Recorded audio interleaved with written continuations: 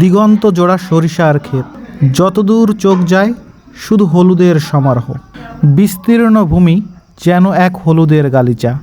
শীতের হিমেল হাওয়ায় দোল খাচ্ছে সরিষার ফুল। সরিষা ক্ষেতের ঠিক পাশেই সরিষা ফুলকে কেন্দ্র করে ব্যস্ত সময় পার করছেন মৌচাষিরা।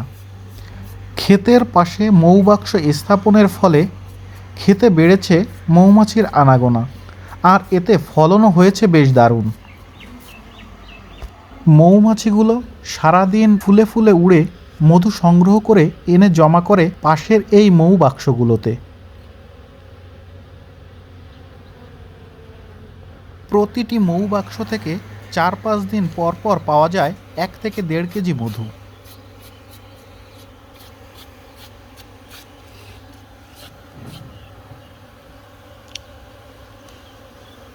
এই মোম কি ওরাই বানাইছে নাকি?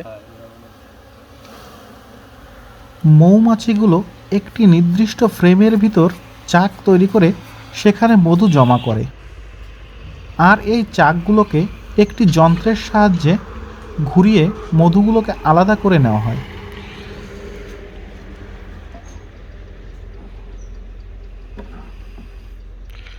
ওই জায়গা থেকে এমনি একটু রাখতেছেন?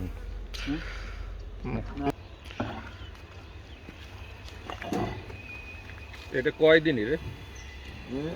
আগের দিন কালেকশন দিলাম আসতে সোমবারে, ঠিক আছে, আর আজকে মনে করেন শুক্রবার, তাহলে 5-6 দিন মতো হচ্ছে নাকি? হ্যাঁ, তো একদিন দুদিন পরে লেটে দিলে বুঝছেন এই মধু মানসম্মত হয়, গ্রেট হয় ভালো।